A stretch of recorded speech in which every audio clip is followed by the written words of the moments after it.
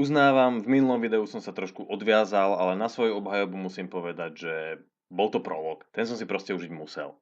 Dnes by som to rád upokojil, skrátil, spomalil a vysvetlil, o čo mi vlastne ide. Čo konkrétne mám na mysli, keď stále rozprávam o tej živočíšnej zložke a dávam ju do kontrastu s tými spoločenskými a kultúrnymi abstrakciami. Predstavme si nasledujúcu situáciu. Ste doma, nezamestnaní, už niečo vyše roka, samozrejme vám to lezie na mozog a zrazu po dlhom čase príde pozvanie na pracovný pohovor. Najzásadnejšia a najdôležitejšia vec za posledný rok. Čo sa stane? Stres.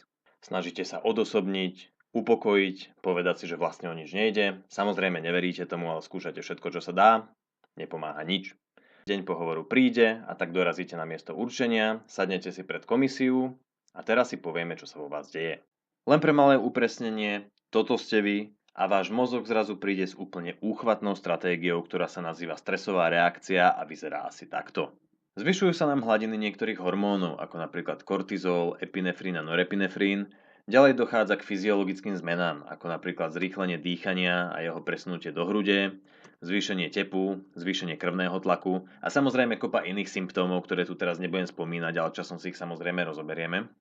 Popri tom všetkom ešte získavame niektoré úžasné schopnosti, ako napríklad problémy s pamäťou, ktoré potešia na každom pracovnom pohovore, neschopnosť sústrediť sa, ktorá pomôže hlavne na písomných testoch, ďalej slabý úsudok, ktorý je snom každého zamestnávateľa a keď ho preukážete na pohovore, tam proste nie je o čom, to miesto je vaše a aby sme nezabudli nejaké tie úzkostné myšlienky a obavy, pretože tie potešia vždy však.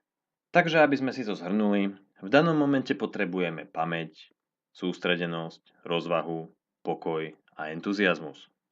Nič z toho síce nemáme, ale namiesto toho sme schopní zabehnúť 12 minútovku, napísať tragédiu, skočiť z mosta, rozplakať sa, prípadne odpadnúť. Problém je v tom, že náš mozog nevidí situáciu tak ako my. My racionálne vieme, že sedíme na pohovore pred komisiou, ktorú sa snažíme presvedčiť o tom, že sme sympatickí, príjemní, inteligentní a šikovní. Náš mozog, respektíve jeho emocionálna časť o tom ale ani netuší a celú situáciu si predstavuje asi nejako takto. Len pre upresnenie, toto sme my. A v apokalyptickej vízii nášho mozgu sa po nás táto trojhlavá šelma chystá vrhnúť tak, ako toto hladné chúďatko na druhom obrázku po našom astrálnom dvojčati. Preto namiesto čohokoľvek, úplne čohokoľvek, čo by sa nám zišlo na pracovnom pohovore, dostaneme všetko, čo by sme potrebovali na útek pred predátorom. My možno žijeme vo svete pohovorov, testov a stresových situácií, ktoré nemajú fyzickú povahu, neohrozujú nás priamo na živote a tým pádom ani nevyžadujú našu fyzickú aktivitu. Niektoré časti nášho mozgu to ale nevedia. Tieto časti stále žijú v divočine a sú prenasledované predátormi. Takže ak chceme naozaj pochopiť, čo sa v nás deje a niečo s tým urobiť, v prvom rade si musíme uvedomiť, v akom svete ešte stále žije náš mozog a akým spôsobom interpretuje veci, ktoré sa okolo nás dejú. Ďalšia situácia. 3 hodiny sedíte za počítačom, na niečom makáte, samozrejme si to neukladáte všakže, a zrazu vypadne prúd, alebo vám zamrzne počítač, alebo vám padne program a 3 hodiny vášho života sú nenávratne stratené. To, čo sa vo vás v tom momente odohráva, je asi škoda rozpitvávať, ale v extrémnom prípade to môže vyzerať takto.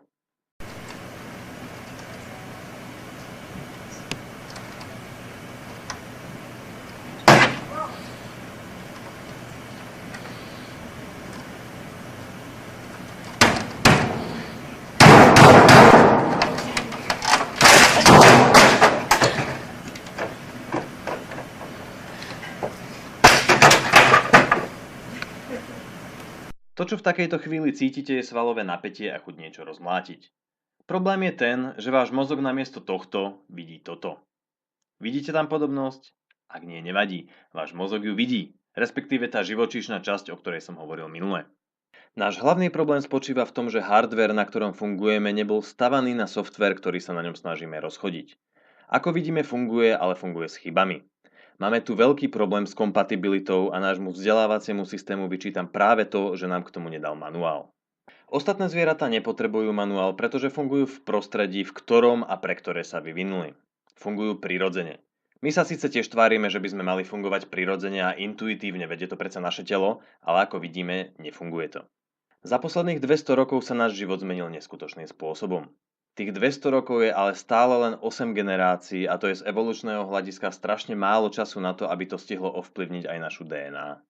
Práve kvôli tomuto sa ešte stále rodíme do tela, ktoré vôbec nie je nastavené na náš spôsob života a funguje úplne v rozpore s tým, čo by sme my považovali za logické. A presne toto je ten dôvod, kvôli ktorému by sme sa s ním normálne mali učiť pracovať. A kvôli tomu som založil tento kanál. Ak aj vy veríte, že to má zmysel, prosím vás, zdieľajte toto video, aby sa dostalo k čo najväčšiemu množstvu ľudí. Rozhodne sa nenahnevám, ak sa prihlásite na odber alebo ak ma lajknete na Facebooku. Dole nájdete link. No a ja vám zatiaľ ďakujem za pozornosť, za podporu, za spätnú väzbu. Majte sa krásne.